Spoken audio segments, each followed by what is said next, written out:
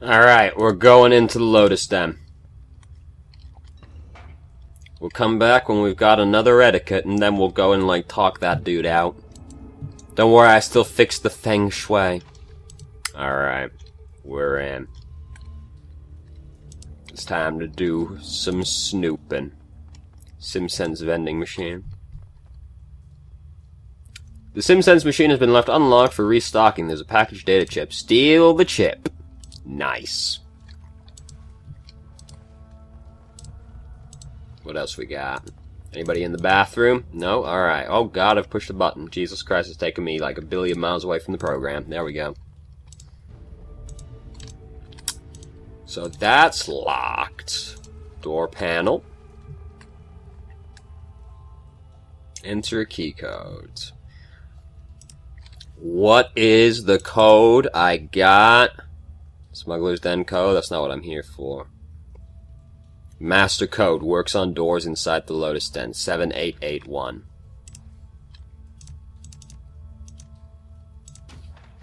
Easy.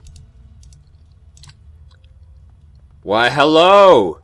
You must be Strangler Bao. I like your teddy bear. Yes, we're going to talk to you from this angle, apparently. Oh, look at this guy. A large man in his 50s stands waiting, his heavily tattooed arms held in a fighter's stance. His bone structure is heavy, corded muscle stands out on his arms and chest. In his youth, he must have been enormous. He doesn't talk much, a low rumble. I don't know how you got in here, but you've got my attention. Candygram. Much love, kindly Chang. Much love, kindly Chang. You're funny. I don't do funny. So you have some sort of message for Chang? I can't wait to hear you mangle it. You speak Cantonese so well. But before I hear it, I have a little message for her, too. You tell kindly Chang that her operations are done in the walled city. Strangler Bao has given himself a promotion. And tell her that if she sends any more errand boys to visit him with another message, Strangler Bao is going to send them back in a box. You think you can tell her that, errand boy? Should I write it down for you in English?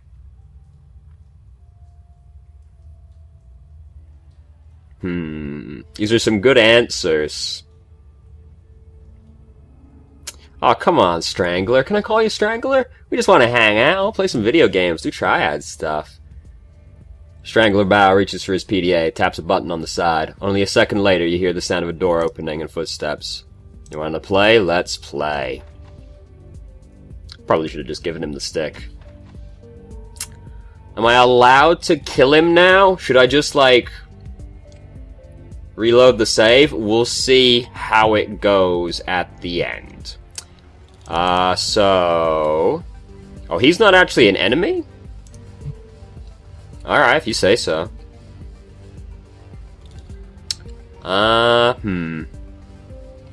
It's gonna be upset with me, though. Do I still have the side quest, don't kill anyone? Do not kill any Yellow Lotus. What does subdue count as?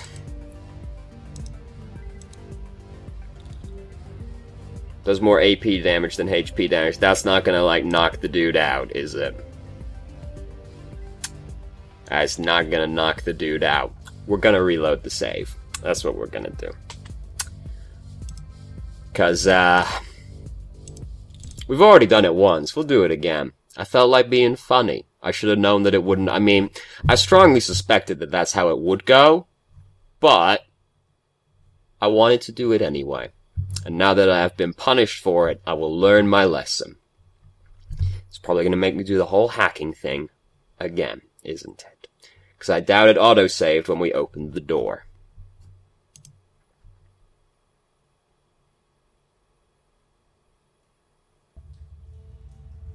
Oh, it did! Oh, what a time to be alive.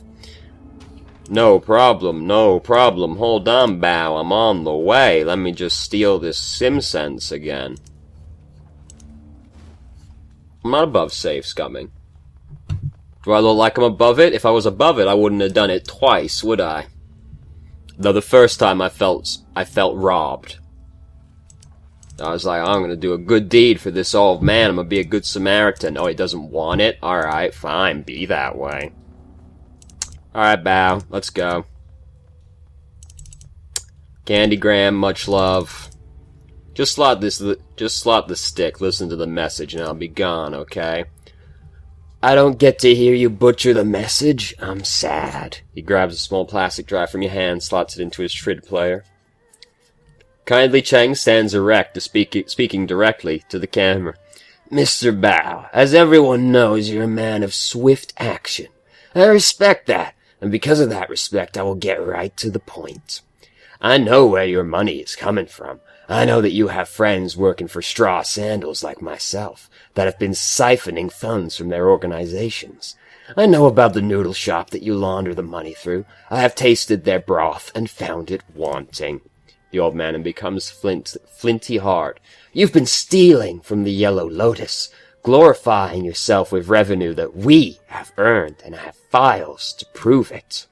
Bao's eyes widen as files begin to flit across the screen. Receipts, bank reports, personal communications between himself and his men.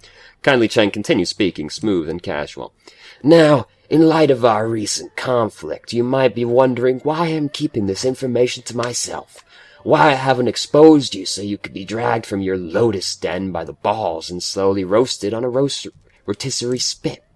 In truth, I respect your ambition. You have a lot to learn about candor and loyalty. But I believe you still have value, and I am still willing to work with you. However, in order for that to happen, we need to come to an understanding about the nature of our partnership. Kindly Cheng steps forward, fills the screen. I own you, Bao. You and all of your men. You are my fucking playthings. Dolls to twist and pose as I see fit.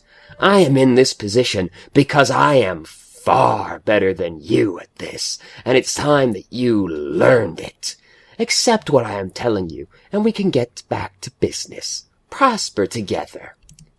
But if you continue your little rebellion, I will mail tiny pieces of you to your children and take their picture as they open the package. She produces one of her thin black cigars, lights it, holds the smoke a long time. You have 24 hours to return to the fold. If you aren't here licking my heels by then, the information will be released, and you will become food for the fish. Your choice, Bao. 24 hours. The message winks out. Strangler Bao turns away from the screen slowly. His skin is ashen. Get out. He pauses, casts his eyes to the floor. And tell Miss Cheng to expect me at Swift Winds tomorrow. He stands up straight. Tomorrow morning. I will. Thank you for your time. Joe, go. Just go. Pleasure doing business with you, Bao. Do I dare take the risk to shake down the building? No. No, I do not. We're going. I've already stolen this. I know if I run into somebody, it's gonna break out into a full-on firefight, and then I'm gonna be upset, and I'm gonna save scum again. It's just best avoided by all parties, I feel. So I take it this is just gonna take us back to, yeah. See, we still have this outstanding thing going on with our boy over here. I can't get the new etiquette, can I? The other one was Strength 3, I'm pretty sure. Can't even get Strength 3, because we only have 2 Karma. I definitely can't get the new etiquette. So that's 6 Karma. Oh, wait, I haven't handed in the fucking Feng Shui side quest yet. Maybe that'll give us enough Karma. Well, we only need 1 to get Strength 3 to, like, kick the dude, right? She was like, all the fuck... Can I talk to you? Maybe you'll start the side quest, you know? Yep, sorry for your troubles, blah, blah, blah, blah. Where are you at? You were over, like, all the fuck way over here. Run! Run! Hey, boys, nothing to see here, nothing suspicious. No, sir, didn't just threaten your boss or anything. No, wasn't me, it was my boss. Who's also your boss. You know. Hey, lady, I've done the Feng Shui. It's done. Thank you. Thank you so much. The young woman sighs with relief. She opens a flap on her satchel, reaches inside, and produces a plastic sheath. I'm not magically active, so I can't see the flow of ki in the area, but I've got test strips. Little sheets of paper embedded with ki-sensitive bacteria. It's a close relative of FAB, but it doesn't see much use outside of Hong Kong. I'm so glad that we have fucking feng shui test strips. She pulls a strip out of the sheath and holds it to the air.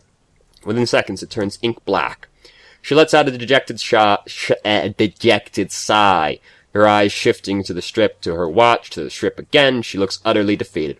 Damn it, I've been making adjustments for weeks now, trying to get the ki to circulate better, and nothing seems to work. If anything, this one went bad even faster than the control strips I took when I was here. Any idea why? I've got some ideas. Have you looked at the area, for one? No, it should work. I followed the text, done everything right. The ki here is rancid, that's obvious, but I swear it's even worse than it should be.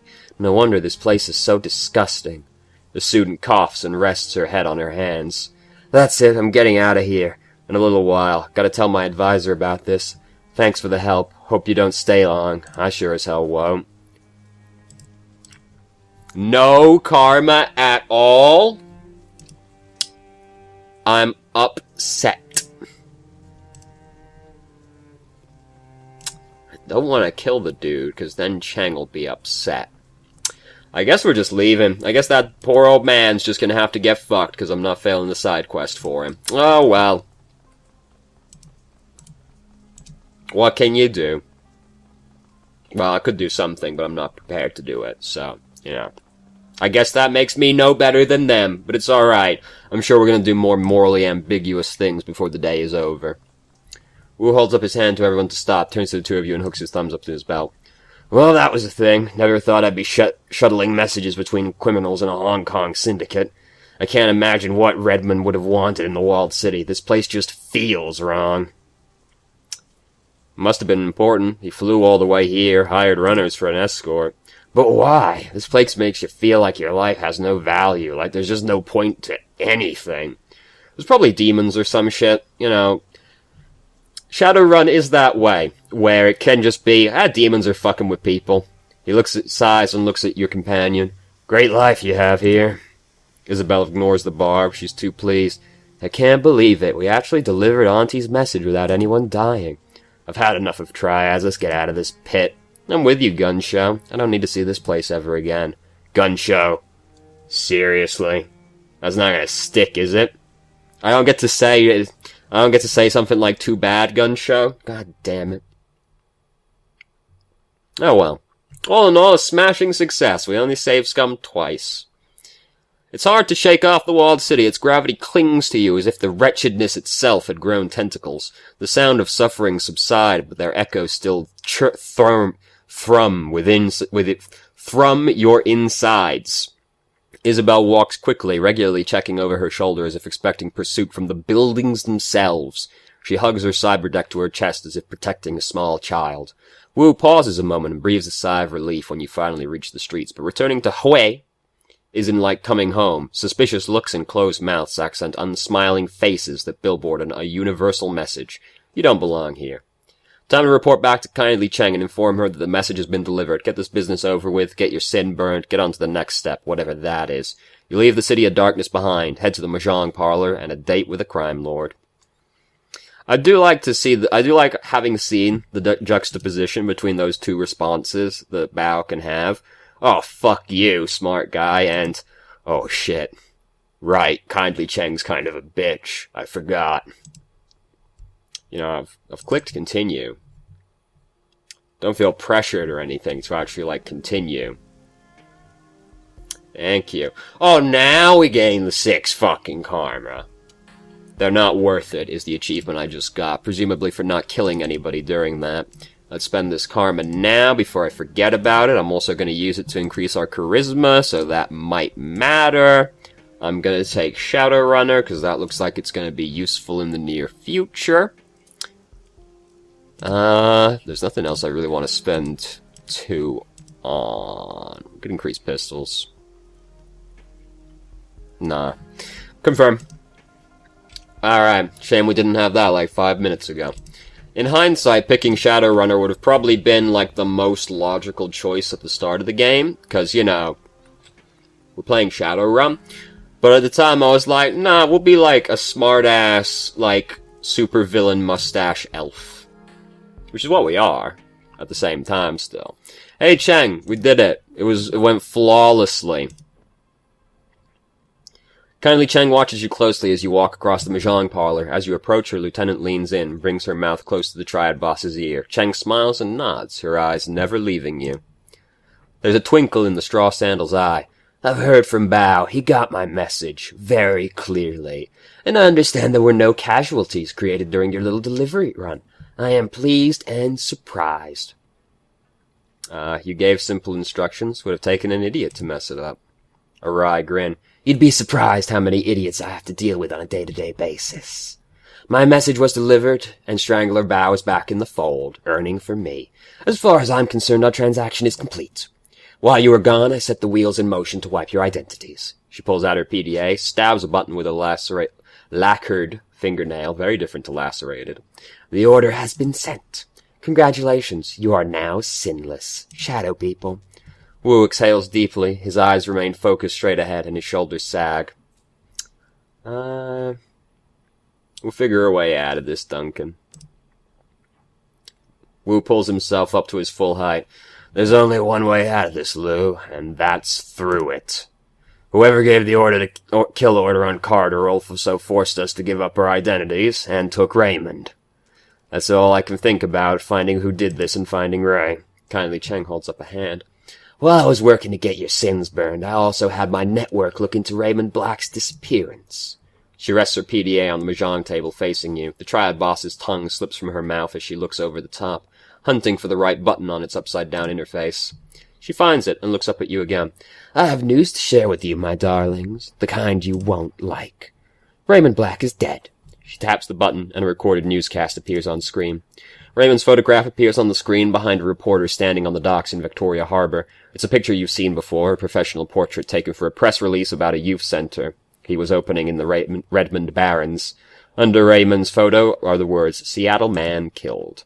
Another shooting involving the police department. A Seattle community organizer and industrial engineer was apparently shot and killed while resisting arrest in Victoria Harbor last night. HKPF police report that the UCAS man, Raymond Black, was behaving erratically and would not respond to police orders to surrender. Probably possessed by the demons. No additional information regarding Black or why he was traveling to Hong Kong are available. Police have stated that due to this shooting's proximity to last night's shootout with the White Star, the investigation must remain confidential and no other details are being revealed at this time. Kindly Cheng taps the button again and the video closes. Wu puts his hands to his face. This just keeps getting worse. You were right, Auntie. That was news I did not like. Raymond's dead. Wu puts his hands over his mouth, trying to process the information.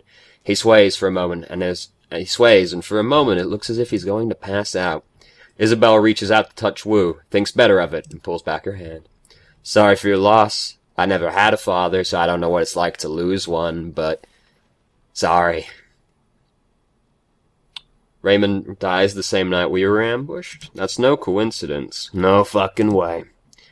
Kindly taps the video close. She hunts around the keypad and selects another button. I'm afraid that's not all, my darlings. This is security footage from Victoria Harbor from last night. You'll find it contains a contradiction. This does look a little bit weird. The PDA shows silent, grainy footage of Raymond sitting in a tea shop flanked by two guards. He's looking down at something in his hand, completely distracted. The footage continues, and the camera displays several black-clad figures entering its field of view from different angles, guns ready. A tall, sharply dressed man in a suit walks briskly towards Raymond, flanked by two more. Raymond stands to face him, and the camera gets a clear view of the suit's face. White plastic. His guards turn to draw weapons, and muzzle flashes erupt from all sides. One of Raymond's guards goes down, and his submachine gun fires wildly, hitting the camera. Wu puts his hands on the table and leans in. Those weren't cops, and Raymond wasn't resisting arrest. What's with that guy's face? Gobbet reaches up to stroke the rat perched on her shoulder. Is that a mask? Doesn't look like a mask. It looks like some sort of semi-rigid plastic implant. Real craftsmanship. She pushes out her lower lip in appreciation. Quite the fashion accessory. It's also the kind of fashion accessory that stands out in a crowd. This guy's either a fool or an arrogant son of a bitch. He sets his jaw firm. Either way, I'm gonna find him. Kindly Cheng watches Wu intently. I believe you. What now? We find the plastic man, drag him somewhere private, make him dig his own hole, then we fill it. Yeah. Kindly Cheng's eyes sparkle. I like the way you think. That's exactly what I would do. But how? I'm afraid there are some facts you're gonna have to face. She puts on a grave face. You are not alone in this country. You are alone, rather, in this country. Very different. No network, no money, no identity. I can protect you from the police, but how would you go about discovering what happened to Raymond without me? How would you survive? Kindly wipes her hand from across a stack of tiles, spreading the ivory-colored pieces across the table. You've had a very long night, my sweets. Very long. And frankly, you all look like shit. Rest now. I promise you safety in my town for the night. We'll talk about the plastic-faced man tomorrow. Kindly gestures to Gobbet and Isabel. Ladies, go find our new friends a place to bed down in that rat's nest squat boat you call home. We'll all talk after you've slept, figure out our next steps together. Yes, Auntie. Yes, Auntie. Thank you for your help, Auntie. Of course, my sweet. I'm gonna end up in her good books. I'm gonna be her new favorite now that Nightjar's dead. Kindly Cheng smiles and her red black button eyes flash cold. What are friends for? Yeah. If I'm gonna be an indentured servitude to her, I might as well be her favorite. Go get some sleep. Where's the boat? There's the boat. Oh, really? This is our boat. Fair enough. The safe boat. They changed the name again. You two can bunk here for a while. She nods with her nose towards a hatch. You've each got a head to take care of your necessaries. Try to knock before you enter someone else's, okay? Seriously. I know the drill. Stinks of fish, just like that place we squatted on at Leary Avenue back when we were kids. The one with that Atzlan family and their dog.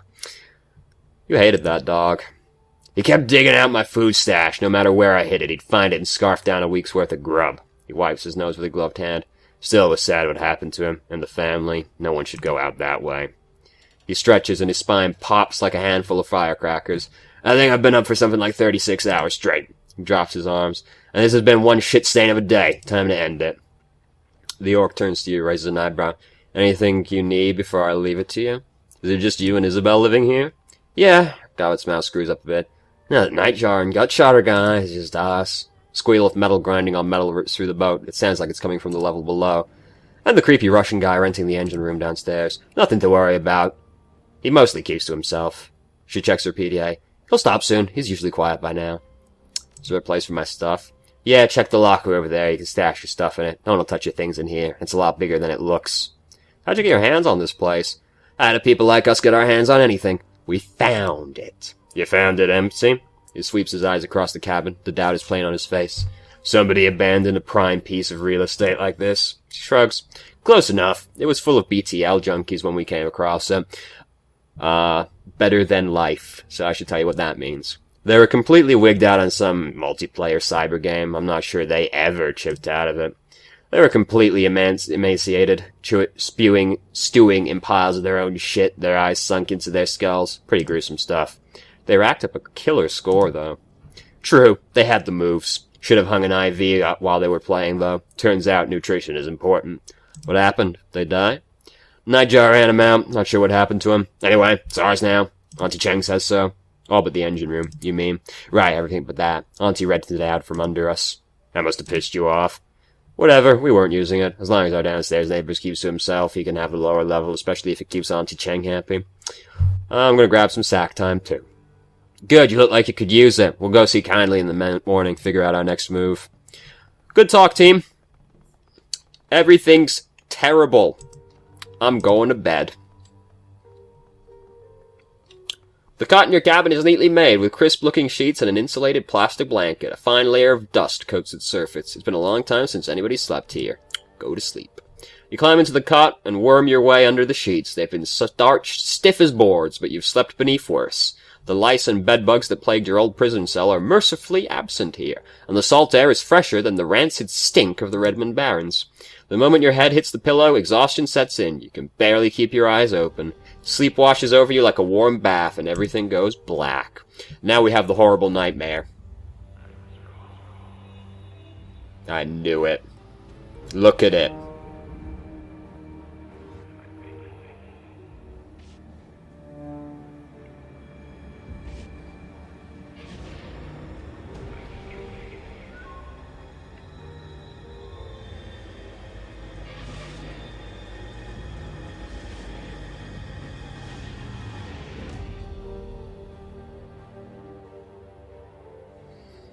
There's a fucking slanish demon in there. The dream is suffocating, the shifting tunnel of glass and steel, the towering silhouette of dark majesty, the shadowy doorway, and the teeth. They snap at your heels as you claw your way back to consciousness. You open your eyes to Duncan looming over you. He shakes your shoulders roughly. Lou, come on, wake up. We gotta go talk to Kindly. The others have already left. What was I drooling? You were sucking your thumb pretty hard. Sounds nasty. Not the visual I was hoping for this moment. He lets you go and cocks a thumb at the hatch. We gotta go. I've been trying to wake you for a while now. You were thrashing around in your sleep. Glad you did. I was having one hell of a nightmare. Yeah, I didn't sleep well either. I had a bad dream last night, too. What about? I never remember my dreams all that well. It was probably motion sickness. Not used to sleeping on a boat. I woke up a little while ago and hit the head. Then, I came back and woke you. You doing okay? I'll survive. His fingers hit a knot. He winces. But man, nothing's gone right since we stepped foot in this country. I'll tell you something, though, and this is after a full night's sleep. I don't believe Ray's dead. I hope you're right, but I gotta say, it doesn't look good. I think I'm right. Think about it. That statement from the cops on the newscast could be fake. Ours was. And that surveillance footage? We never saw Raymond get shot. The camera was hit by stray gunfire. His passion is intense, but contained, focused. Raymond's alive. I know it. You make a good case, Officer Wu. He smiles. His teeth are white and straight and perfect. Should have been a detective instead of a headbuster, right? His smile fades. God, I feel like I'm 12 years old again, squatting on a stinking trawler. My partner's gone, Raymond's dead, hell, I'm gone. I don't even have a name anymore. And now I can't go to sleep and hide from it all without having a nightmare. His jaw tightens and his teeth grind so loud you can hear it. What else is going to be taken away from me? You still got that piercing you got in Tacoma? Had to drop that. Hygiene issues. Wu struggles to smile. He fails. What the hell did we fall into here? I mean, what's coming next? I don't know. But whatever it is, we'll deal. He drops his hands to his hips and takes a couple of deep breaths. That's right. That's right. It's like Ray always said. Well, what do we want? When the winds of change blow, some people build walls, others build windmills. He chuckles, finally. Raymond never said that. It was our housekeeper, Mrs. Maloney. She had it tattooed on her back, right? How'd you see it? Don't mess with me, man. You know I've got anger management issues. He checks his watch. Gobbett and Isabel left a while ago. We should get going too. See what that triad lady has to say. Yeah, it's probably not great. But it's okay. I'm gonna be her favorite. Just you watch me. It's nothing to like shove in here, really. It's not like we're struggling for inventory space. Alright. Save game. Game saved. Let's go. Let's go meet Auntie and see what terrible business we're going to do in the walled city next.